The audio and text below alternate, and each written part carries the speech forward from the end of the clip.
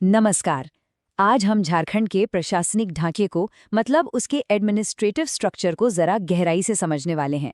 अगर कभी यह सोचा है कि इतना बड़ा राज्य आखिर चलता कैसे है, या फिर आप किसी स्टेट लेवल एग्जाम की तैयारी कर रहे हैं, तो ये बातचीत आपके बहुत काम आने वाली है। हम उन 5 प्रमंडलों को समझने जा रहे हैं जो इस पूरे सिस्टम की रीढ़ की हड्डी हैं। तो हमारा आज का सफर कुछ ऐसा रहेगा।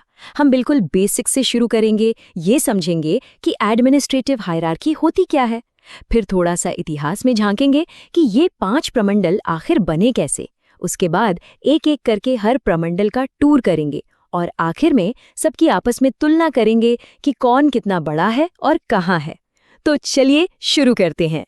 ठीक है, तो सबसे पहली और सबसे ज़रूरी बात, किसी भी राज्य के स्ट्रक्चर को अगर सच में समझना है तो हमें ये जानना होगा कि वो बना कैसे है। और झारखंड में इस पूरी कहानी की शुरुआत होती है प्रमंडल से। तो सवाल ये है कि आखिर ये है क्या भला। चलिए इसे ऐसे समझते हैं।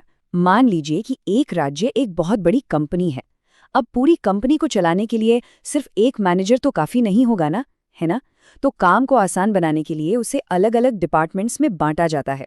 झारखंड में उन्हीं डिपार्टमेंट्स को प्रमंडल या डिवीजन कहते हैं, और इसका मकसद सिर्फ एक ही है, ताकि राजकाज और प्रशासन आसानी से और बेहतर तरीके से चले।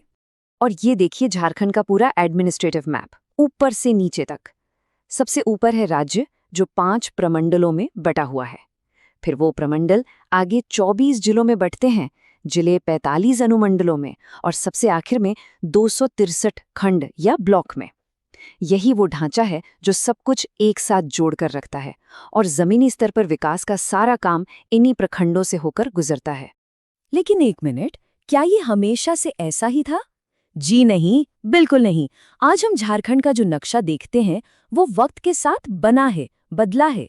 तो चलिए जरा टाइम में पीछे चलते हैं और देखते हैं कि ये पूरी कहानी जुड़ी कैसे। ये कहानी ना काफी दिलचस्प है।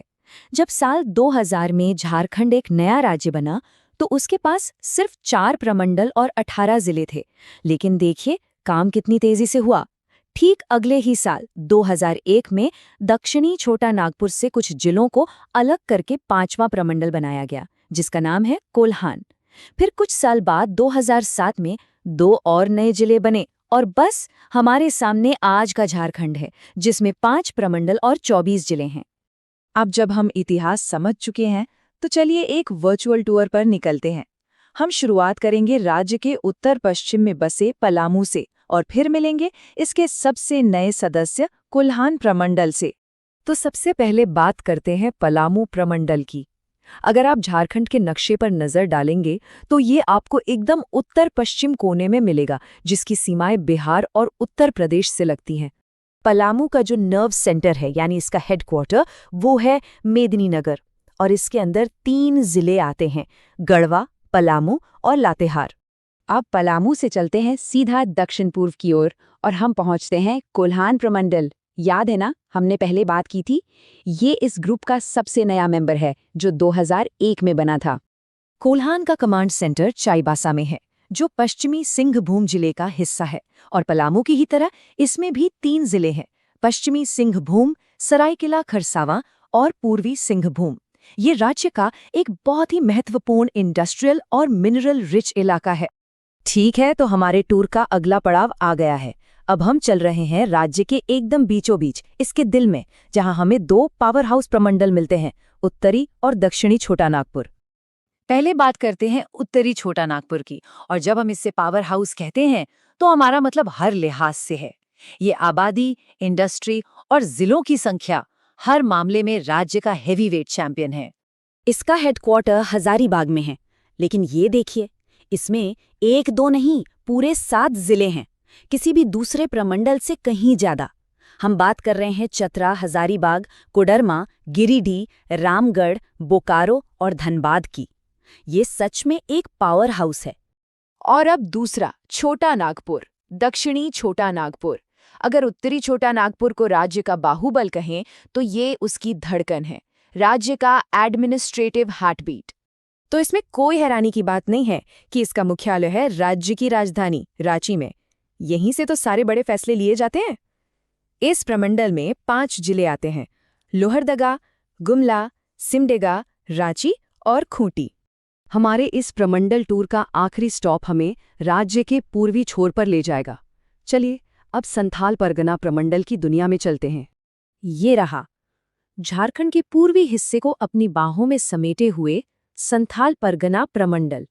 ये एक बहुत ही खास इलाका है जिसकी अपनी एक अलग संस्कृति और ऐतिहासिक पहचान है। इसका हेडक्वार्टर दुमका में है और जिलों की संख्या के मामले में ये दूसरे नंबर पर आता है। पूरे 6 जिलों के साथ ये उत्तरी छोटानागपुर से बस 1 कदम पीछे है। इस प्रमंडल में देवघर, जामताड़ा, दुमका, गोड्डा, पाकुड़ और साहिबगंज शामिल हैं। तो ठीक है, हम 5 प्रमंडलों का दौरा कर चुके हैं। अब जरा एक कदम पीछे हटकर देखते हैं कि ये एक दूसरे के मुकाबले कहाँ खड़े हैं, और यहीं से पूरी तस्वीर और भी साफ हो जाएगी। ये चार्ट देखिए, सब कुछ आईने की तरह साफ कर देता है। उत्तरी छोटानागपुर 7 जिलों के साथ सबसे आगे है, संथाल परगना 6 के साथ दूसरे नंबर पर है, और फिर आता है दक्षिणी छोटानागपुर 5 के साथ, और सबसे आखिर में है पलामू और कोल्हान, दोनों में बराबर 3-3 जिले। और जब बात जमीन की आती है यानी एरिया की, तो भी उत्तरी छोटानागपुर ही टॉप पर है, और पलामू क्षेत्रफल के हिसाब से सबसे छोटा प्रमंडल है। लेकिन यहाँ एक मजेदार फैक्ट है, कोल्हान का जो सबसे बड़ा जिला है पश्चिमी सिंहभूम, वो सिर्फ अपने प्रमंडल का ही नहीं बल्कि पूरे झारखंड राज्य का सबसे बड़ा जिला है। तो चलिए फटाफट सब कुछ दोहरा लेते हैं। जो बातें याद रखनी है वो ये हैं। झारखंड 5 प्रमंडलों और 24 जिलों में बटा है। ये 2000 के 4 प्रमंडलों से बढ़कर आज यहाँ तक पहुंचा है। उत्तरी छोटानागपुर एरिया और जिलों दोनों में सबसे बड़ा है, जबकि पलामू और कोल्हान 3-3 जिलों के साथ सबसे छोटे हैं। और इसी के साथ हम आपको एक सवाल के साथ छोड़ जाते हैं। ये जानना एक बात है कि ये डिविजन्स मौजूद हैं, लेकिन असल में सोचने वाली बात यह है कि नक्शे पर बनी ये लाइनें सबसे बड़े प्रमंडल से लेकर सबसे छोटे ब्लॉक तक, ये वहाँ के शासन को, विकास के कामों को और झारखंड के लोगों की रोजमर्रा की जिंदगी को आखिर कैसे और कितना प्रभावित करती हैं। इस पर जरूर सोचिएगा। हमारे साथ जुड़ने के लिए शुक्रिया।